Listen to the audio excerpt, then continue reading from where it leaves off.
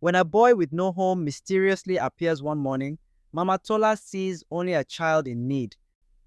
But in an act of kindness, she awakens something ancient, a helping spirit watching over her. Could one heartfelt promise really change an entire town? Sit back and enjoy this heartfelt story. In the small town of Ijero Ekiti, night would usually settle in quietly, with the gentle hum of crickets and the occasional bark of a dog. But not tonight. Tonight, something was different. Mama Tola, a middle-aged widow known for her kindness, had left her modest bungalow later than usual. She walked briskly, clutching a small, worn-out bag close to her side. Her next-door neighbor, Iya Funmi, watched curiously from her porch. "Mama Tola, where are you going this late?" she called out. Mama Tola stopped, her face revealing a mix of worry and determination. "Ah, Iya Funmi, I need to visit the market. I heard there's a late trader selling special herbs." Iya Funmi arched a brow. "Herbs, N? At this time? What's going on?" Mama Tola hesitated, peering into the darkness. "It's for Tola. His cough hasn't improved. I have to do something before it gets worse." "May God protect you," Yafumi said, concern lining her voice. "Thank you, my sister. I'll be back soon." The path to the market was dim and winding, with shadows stretching eerily under the moonlight. Mama Tola's heart beat fast, not just from the walk, but from the thought of her boy, Tola, getting worse. As she approached the market, she felt a sudden chill run down her spine. The place was emptier than she'd anticipated, with stalls covered and not a soul in sight. She began to doubt the information she'd been given about the late trader. Just then, a voice called out from the shadows. Looking for something special, madam?" Mama Tola turned to see a young boy, no older than 12, stepping into the light. His clothes were ragged, his eyes bright and curious. "Yes, I heard there's someone here selling herbs," the boy nodded. "I can take you to him. But first, do you have what you need to exchange?" Mama Tola hesitated. "What do you mean?" He shrugged. "These special herbs are not like the ones you buy with money. You need to offer something valuable." Mama Tola's mind raced. She had nothing to offer but a few naira for Tola's school fees. "I don't have much," she confessed. The boy smiled, a kind of wisdom and mischief twinkling in his eyes. "It's not about how much, but what matters to you." "A promise, perhaps." "A promise," she repeated, a bit unsure. "Yes, a promise. Something from your heart." Mama Tola thought deeply. To her, nothing was more important than her son. "All right," she said finally. "I promise. If these herbs work, I'll always help anyone in need, as long as I'm able." The boy's smile grew wider. "Follow me." He led her to a small hidden stall behind the main market, where an old man sat surrounded by dried leaves and roots. As they approached, the boy whispered, "This is Baba Dudu. He has what you need." "Mama Tola," Baba Dudu greeted without looking up. "I've been expecting you." She was taken aback. "You know my name?" He chuckled, pointing at a bundle of herbs. "These will help your son. Use them wisely."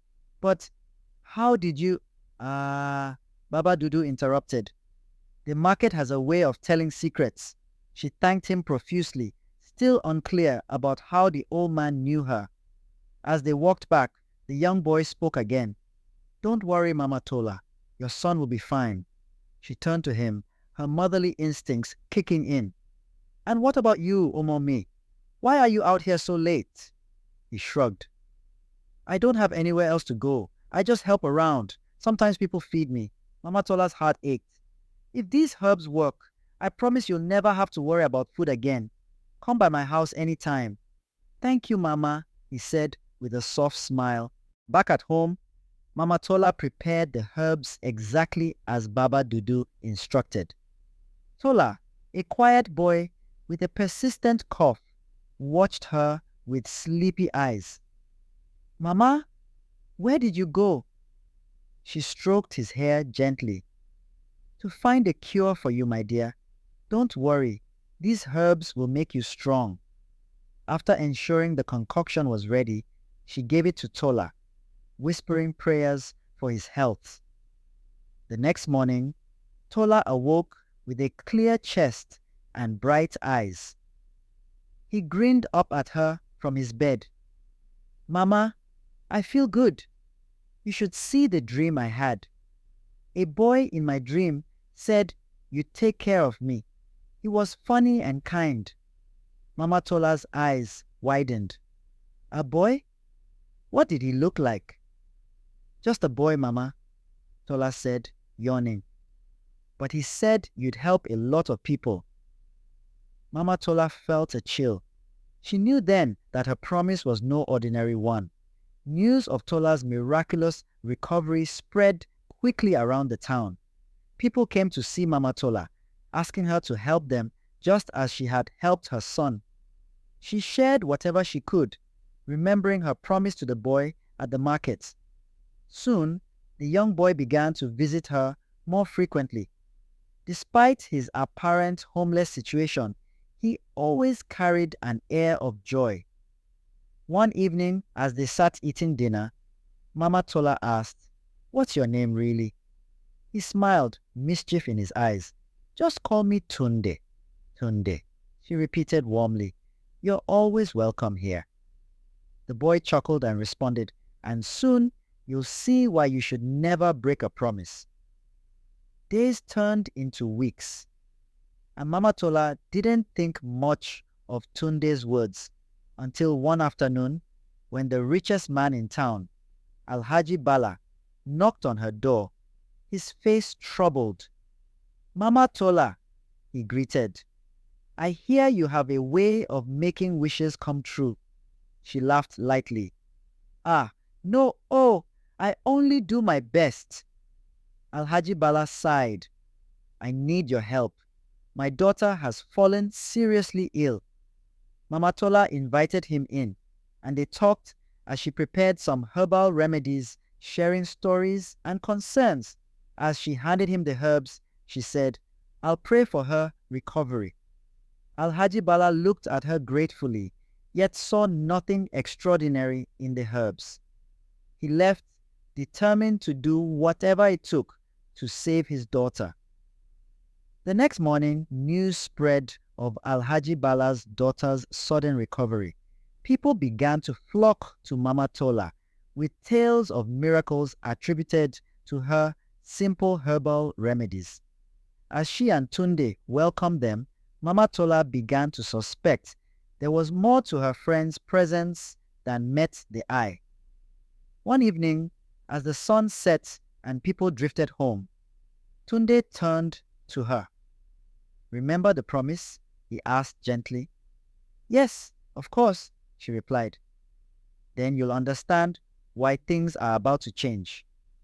Confused, Mama Tola watched as Tunde stood, his demeanor shifting. His voice was calm but certain.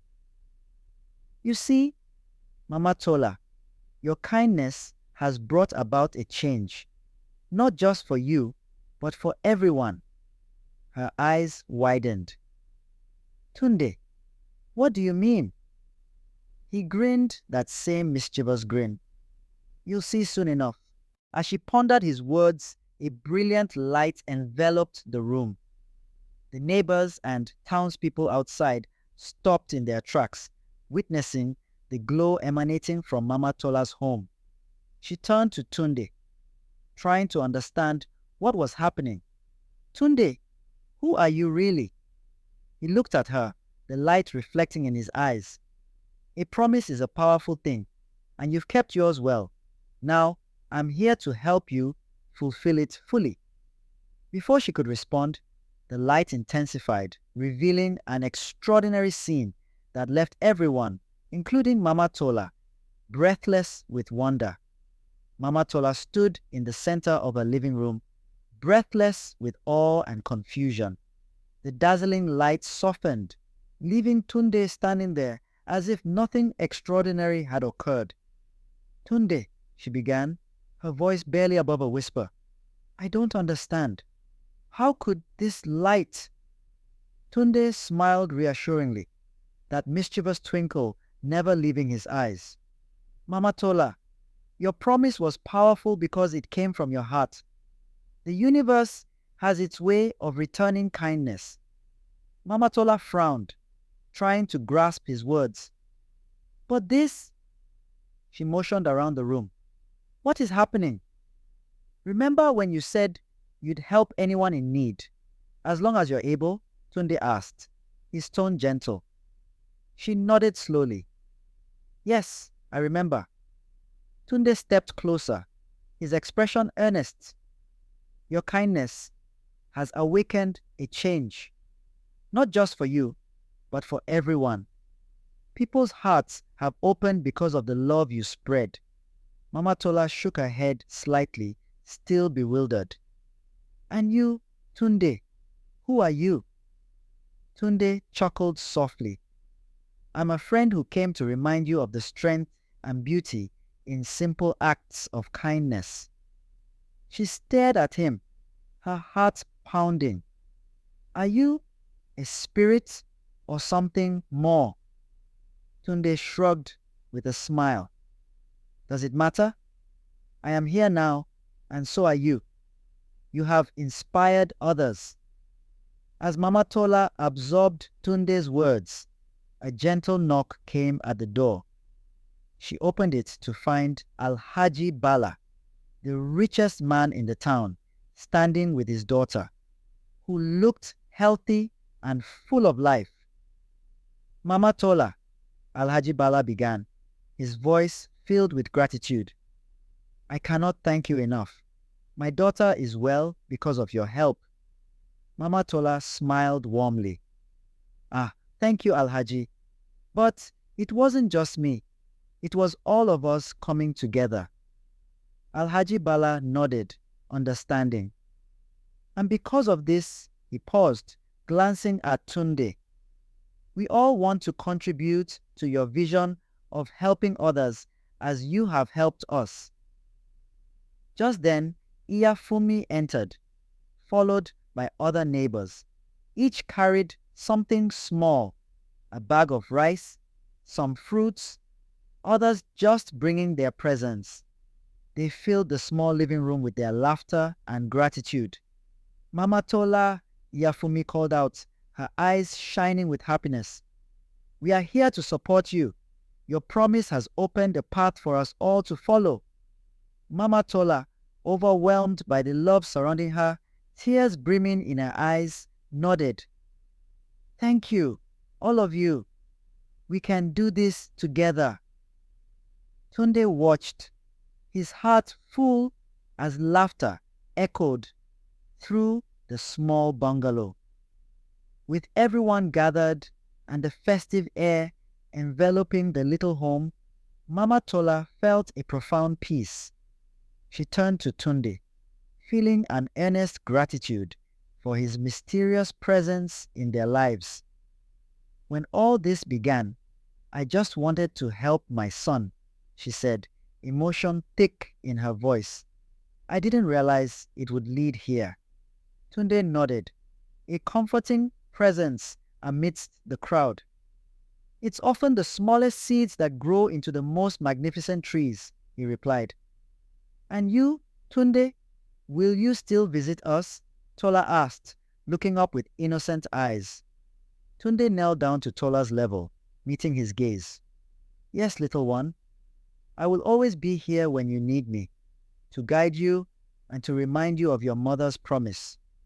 Tola hugged him, and Tunde held him close, a serene expression on his face. Mama Tola watched, her heart full of unspoken words, grateful for this young boy who had turned out to be more than she ever imagined. Perhaps she would never fully understand his origins, but his impact was undeniable. As dusk began to fall, the villagers gradually bid their farewells, leaving Mama Tola and Tola outside their home under the starry sky. Iyafumi remained, still curious about the day's events. "Mama Tola," she said softly, "how will you continue this journey of helping others?" Mama Tola looked at the moonlight, casting a gentle glow over their town.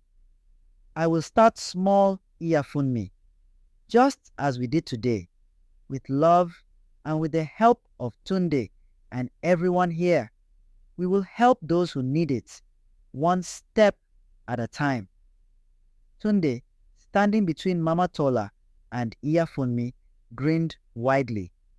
"Together, we shall weave a tapestry of comfort and healing for this town." The three of them stood in contentment, watching as the rest of their neighbors made their way home, filled with renewed hope. "It's strange, isn't it?" Iyafumi mused aloud. "How one person's promise can change everything." Mama Tola smiled, squeezing Tunde's hand, feeling his warmth. "Yes, Iyafumi, and this is only the beginning." The next morning, Mama Tola awoke, glancing around her home, feeling the lingering warmth of the previous night's gathering. She rose quietly, moving to the window. Outside, Tunde was laughing with Tola, showing him how to plant seeds in their small garden. Mama Tola watched her son's eyes light up with joy, gratitude swelling in her heart.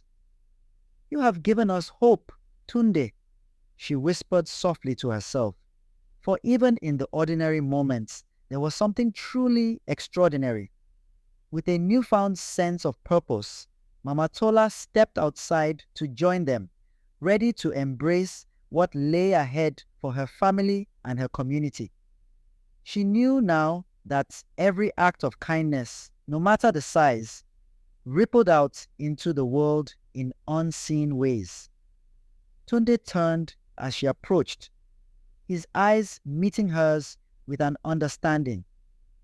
"Thank you, Mama Tola," he said softly, "for keeping your promise and for inviting me into your lives."